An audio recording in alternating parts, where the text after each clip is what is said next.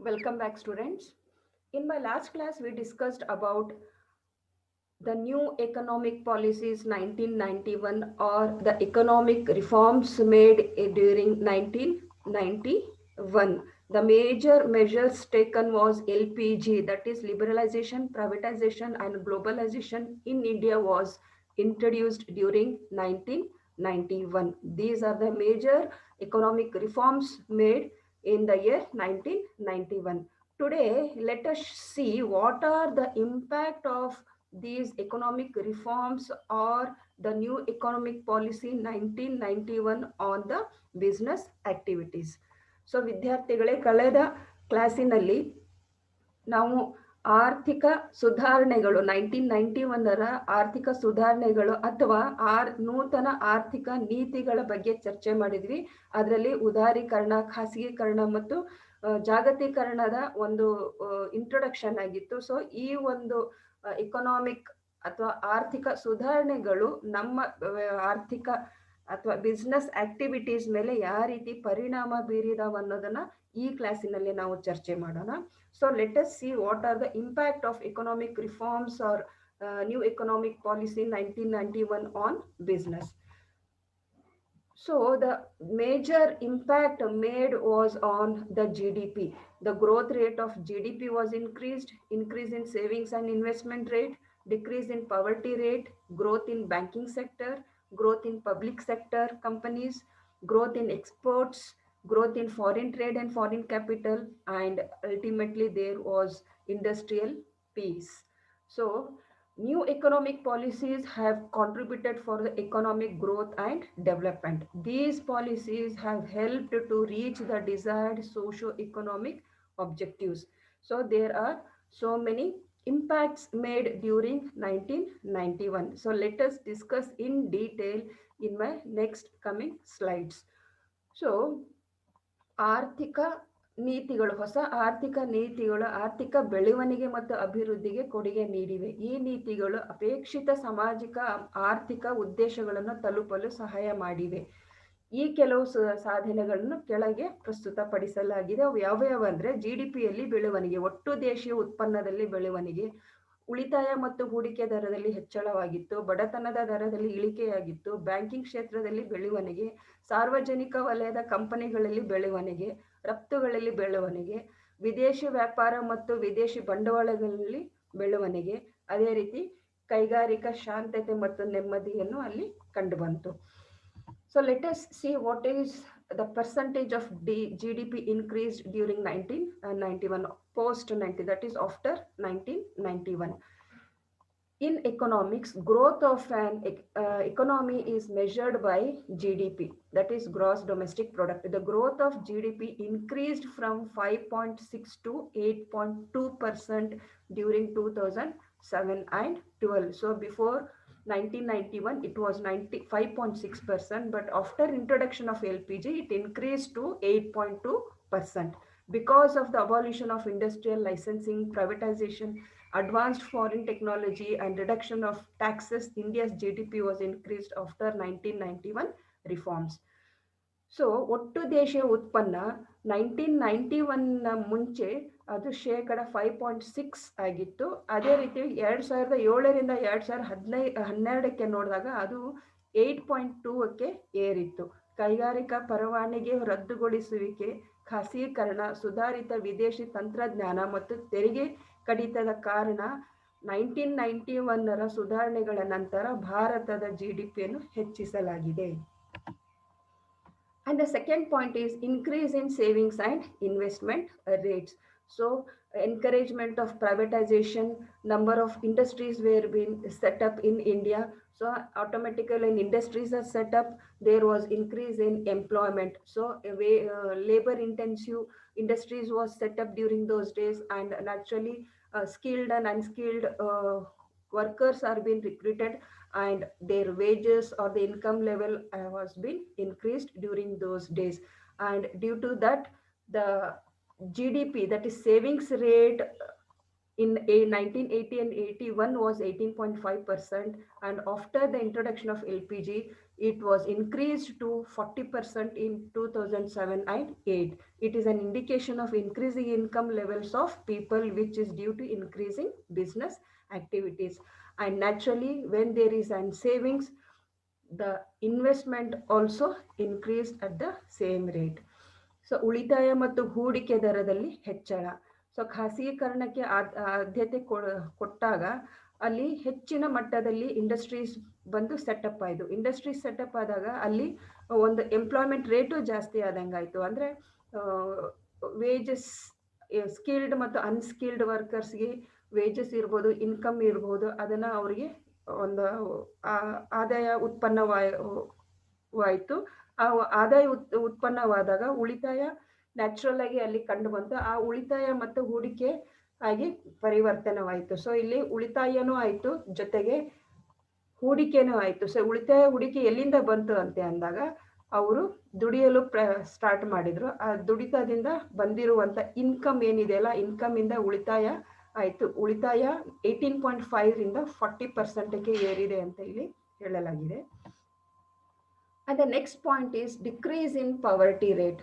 So ಇಂಡಿಯಾದಲ್ಲಿ 1991 ಮುಂಚೆ it was 45.3% in 93 and 94, and which was decreased to 37.2% in 2004 and 5, and faster than before from 30 to 2000. At present it is 21.9% in 2011-12.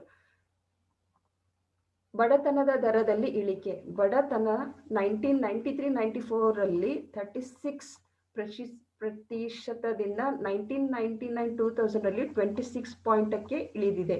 ಗ್ರಾಮೀಣ ಪ್ರದೇಶಗಳಲ್ಲಿ ಮತ್ತು ನಗರ ಪ್ರದೇಶಗಳಲ್ಲಿ ಬಡತನದ ಅನುತಾಪವು ಕುಸಿಯಿತು. ಸುಧಾರಣೆಯ ನಂತರ 1993-94 2004-5 ಅವಧಿಯಲ್ಲಿ ಬಡತನದ ಶೇಕಡಾವಾರು ಇತ್ತೀಚಿನ ಟೆಂಡೂಲ್ಕರ್ ಸಮಿತಿಯ ಅಂದಾಜುಗಳನ್ನು ಬಳಸಿ 1993-94 45% 37.2%ಕ್ಕೆ ಇಳಿದಿದೆ.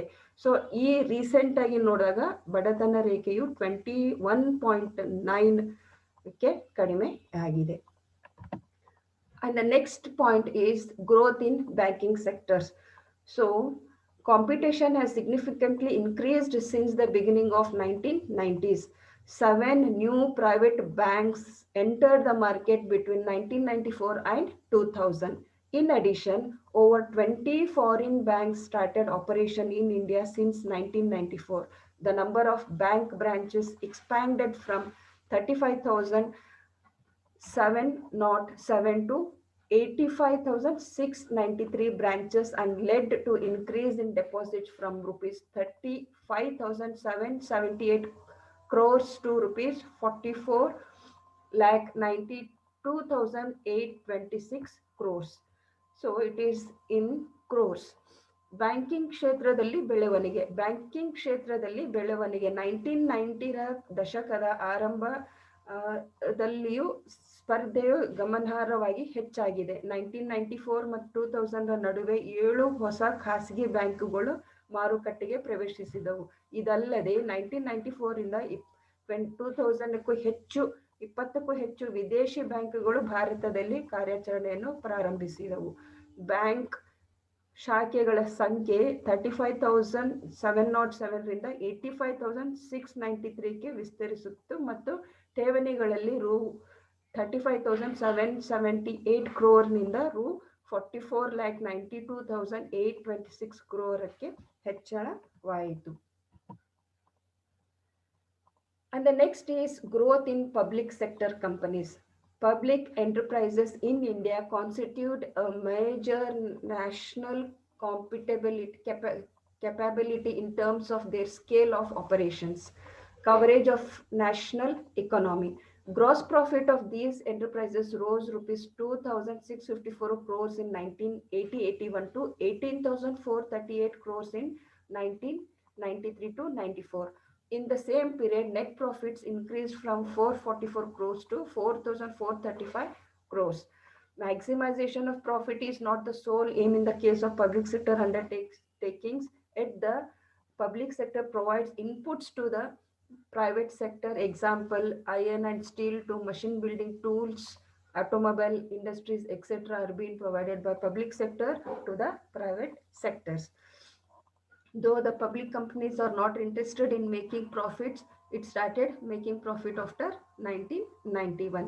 ಸಾರ್ವಜನಿಕ ವಲಯದ ಕಂಪನಿಗಳಲ್ಲೂ ಬೆಳವಣಿಗೆ ಆಯಿತು. ಸಾರ್ವಜನಿಕ ವಲಯದ ಕಂಪನಿಗಳಲ್ಲಿ ಬೆಳವಣಿಗೆ ಯಾವ ರೀತಿ ಆಯ್ತು ಅಂದರೆ, ಭಾರತದಲ್ಲಿ ಸಾರ್ವಜನಿಕ ಉದ್ಯಮಿಗಳು ಅವುಗಳ ಕಾರ್ಯಾಚರಣೆ ಪ್ರಮಾಣ ರಾಷ್ಟ್ರೀಯ ಆರ್ಥಿಕತೆಯ ವ್ಯಾಪ್ತಿಗೆ ಅನುಗುಣವಾಗಿ ಪ್ರಮುಖ ರಾಷ್ಟ್ರೀಯ ಸಾಮರ್ಥ್ಯವನ್ನು ಹೊಂದಿವೆ. ಈ ಉದ್ಯಮಿಗಳ ಒಟ್ಟು ಲಾಭ 1981ರಲ್ಲಿ 2654 ಕೋಟಿ ಇದ್ದು, ಅದೇ ರೀತಿಯಾಗಿ 1993-94ರಲ್ಲೂ 18,438 ಕೋಟಿಯಾಗಿ ಪರಿವರ್ತನೆಗಳಾಯ್ತು, ಅಂದರೆ ಹೆಚ್ಚಳವಾಯಿತು. ಅದೇ ರೀತಿ ಅದರ ಲಾಭಾಂಶ ಕೂಡ ಈ ಒಂದು LPG ಇಂಟ್ರೊಡ್ಯೂಸ್ ಮಾಡಿದಾಗ ಅದರ ಲಾಭಾಂಶ ಕೂಡ ಹೆಚ್ಚಾಯಿತು ಅಂತ ಇಲ್ಲಿ ಹೇಳಲಾಗಿದೆ.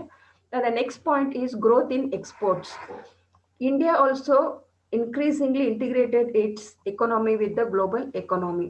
The ratio of total exports of goods and services to GDP in India approximately doubled from 7.3% in 1990 to 14% in 2000. So imports was 9.9% in 1990 to 16.6% in 2000. Within 10 years, the ratio of total goods and service trade to GDP rose from 17.2% to 30.6%. So ರಫ್ತುಗಳಲ್ಲಿ ನಾವು ಬೆಳವಣಿಗೆಯನ್ನು ಕಾಣಬಹುದು.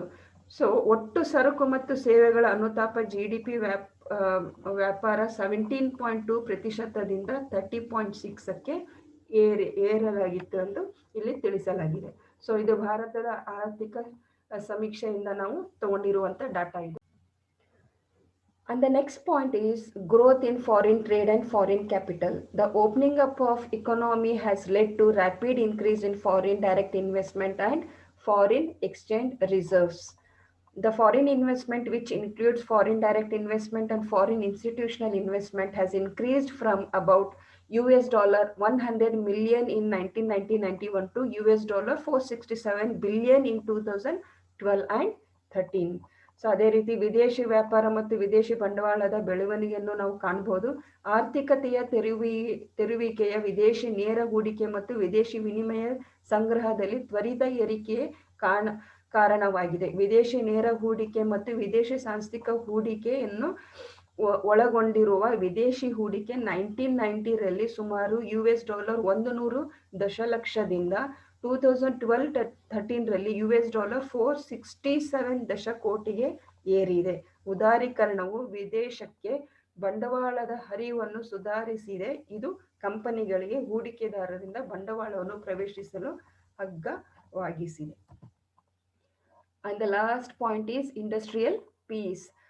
The benefits of the effects of globalization in Indian industry are that many foreign companies set up industries in India, especially in the pharmaceuticals, BPO, business process outsourcing, petroleum, manufacturing and chemical sectors, and this helped to provide employment to many people in the country.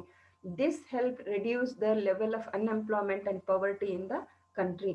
Industrial disputes in the form of strikes and lockouts was totally reduced in the country, and there was the industrial peace in the country.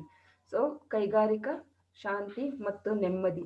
You can see in the figures here the total number of strikes and lockouts in the country was totally reduced. ಭಾರತೀಯ ಉದ್ಯಮದಲ್ಲಿ ಜಾಗತೀಕರಣ ಪರಿಣಾಮಗಳ ಪ್ರಯೋಜನಗಳೇನೆಂದರೆ, ಅನೇಕ ವಿದೇಶಿ ಕಂಪನಿಗಳು ಭಾರತದಲ್ಲಿ ಕೈಗಾರಿಕೆಗಳನ್ನು ಸ್ಥಾಪಿಸುತ್ತಿದ್ದೇವೆ. ವಿಶೇಷವಾಗಿ ಔಷಧಿಯ ಅಂದ್ರೆ ಬಿಸ್ನೆಸ್ ಪ್ರೊಸೆಸ್ ಔಟ್ಸೋರ್ಸಿಂಗ್, ಪೆಟ್ರೋಲಿಯಂ ಉತ್ಪಾದನೆ ಮತ್ತು ರಾಸಾಯನಿಕ ಕ್ಷೇತ್ರಗಳಲ್ಲಿ, ಮತ್ತು ಇದು ಅನೇಕ ಜನರಿಗೆ ಉದ್ಯೋಗವನ್ನು ಒದಗಿಸಲು ಸಹಾಯ ಮಾಡಿತು. ಇದು ದೇಶದ ನಿರುದ್ಯೋಗ ಮತ್ತು ಬಡತನದ ಮಟ್ಟವನ್ನು ಕಡಿಮೆ ಮಾಡಲು ಸಹಾಯ ಮಾಡಿತು. ಸ್ಟ್ರೈಕ್ಸ್ ಮತ್ತು ಬೀಗ ಮುದ್ರೆ ರೂಪದಲ್ಲಿ ಕೈಗಾರಿಕಾ ವಿವಾದಗಳು